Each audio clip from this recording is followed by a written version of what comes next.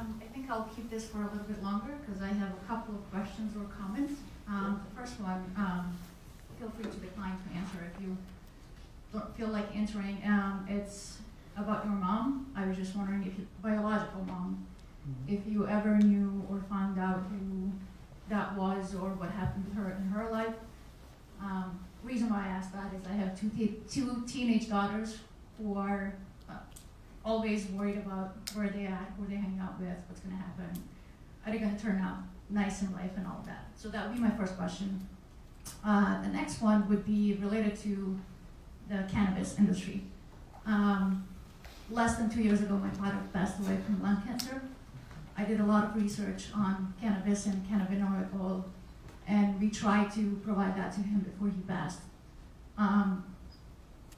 Any research that has been done recently or anything that had happened in the medical field that you're working on currently? I also lived in Netherlands for a couple of months before coming here, before moving to the US.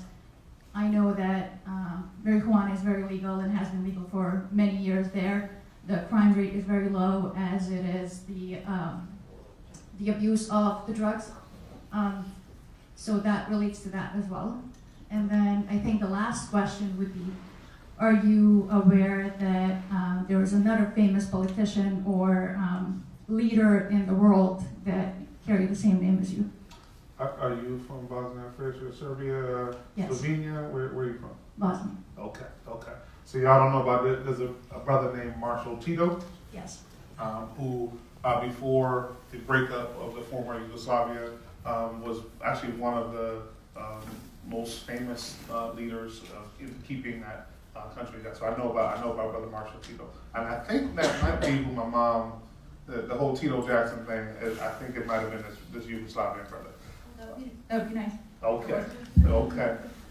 So my biological mom. It's really interesting that you asked me that today, because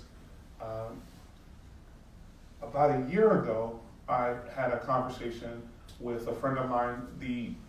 She is the social worker who put my family together. She introduced me to my parents, which is a really special person in my life, and her name is Marilyn Anderson Chase. And so I was speaking to Marilyn about potentially finding out who my biological mother is.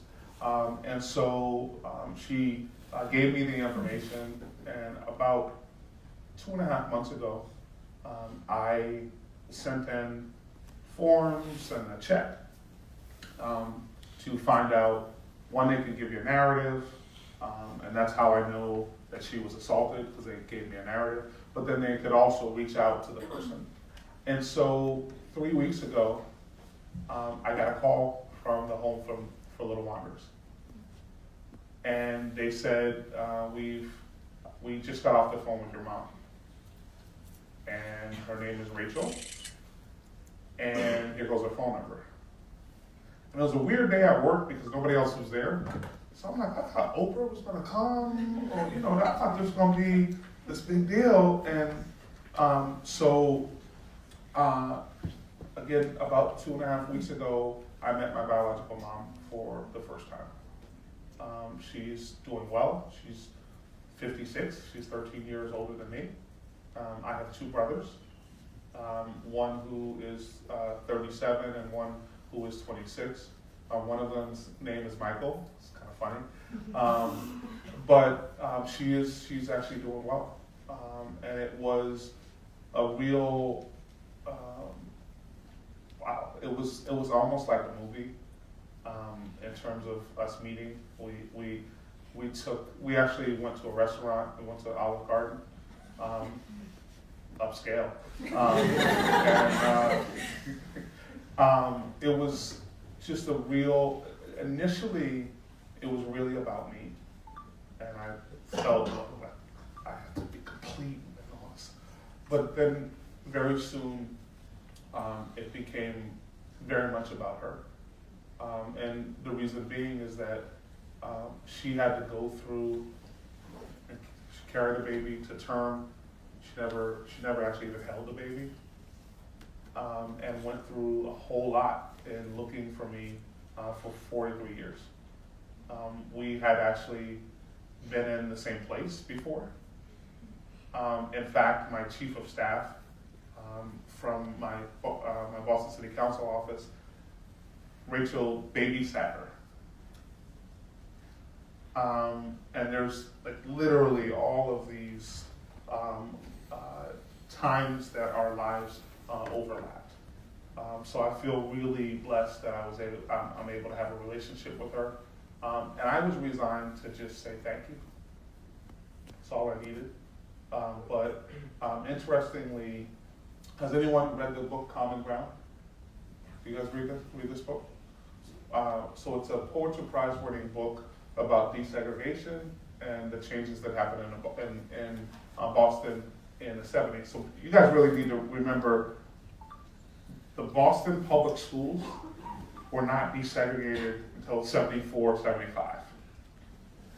And the reason why I tell you this, just date-wise, remember, when did Martin Luther King die? Does anyone know? 68. He died on April 4th, 1968. So Martin Luther King is gone. And still the city of Boston, in the north, this is not Mississippi. This is in Boston. We still had segregated schools. And if we actually look at the numbers to this day, our schools are still very segregated. Your second question was medicine on the cannabis side. So folks also need to realize, does anyone know, has anyone heard of the movie Reefer Madness? What's it about? Well, I've personally never seen it, but I knew it was a movie in, I think, like 1940s, I want to say, when it came out. Yeah. Something So around there, but around 30s, 40s, right? So interestingly, alcohol is legal, right? So a couple pieces about the history of marijuana in the U.S. One, a lot of the U.S. actually used to be Mexico, right?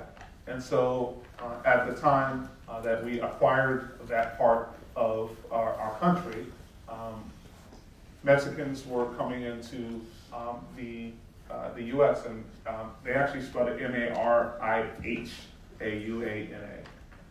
But Reefer Madness was a movie that essentially said that if people ingested marijuana, what was going to happen is that black men and white women were going to get together.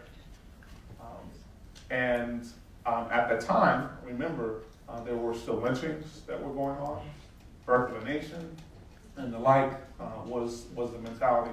And one of the pieces behind Reefer Madness, anyone know who funded Reefer Madness, the movie? A guy named Hearst. Anyone know who Hearst is? Publisher. He's a publisher. He had papers, right? Interestingly, one of the reasons why marijuana was made illegal is because Hearst was very scared that his paper company was going to get taken over by hemp. So hemp is actually better than paper. And so, and I don't know his feelings about black folks at the time, but when it comes down to it, that was one of the motivations. But to your point around the medicinal aspects of it, 2 months ago there was a drug that is from GW Pharma, and it was an anti-epileptic drug, and it just passed FDA. So you know, one of the reasons in this business that's very, very difficult is because marijuana is in a Schedule 1, it's a Schedule 1 drug.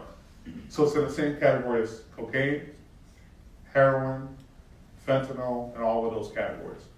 And so we are treated in the same way, sadly, by the FDA. But what we are seeing, CBD, so folks may know there's a THC side, which there's some euphoria that comes from that. The CBD side, there's about 18 CBDs. They work, and by the way, you have an endocannabinoid system, which means you have receptors in your body that actually receive this medicine. And so there are many people who are looking at these CBDs and actually looking to determine, one, if you have some CBD inadequacies. So our company actually will give you a swab, and it will tell you the inadequacies that you might have in your body, and we will pair a strain that actually is rich in that for you. And I would also say 50% of people, 50% of the oncologists in Boston have actually prescribed cannabis for cancer patients. So we know we really need to get it off of the Schedule 1 because that would allow for folks to actually do FDA trials to determine the actual medical outcomes of it. We know that they exist, but we have obstacles in that space.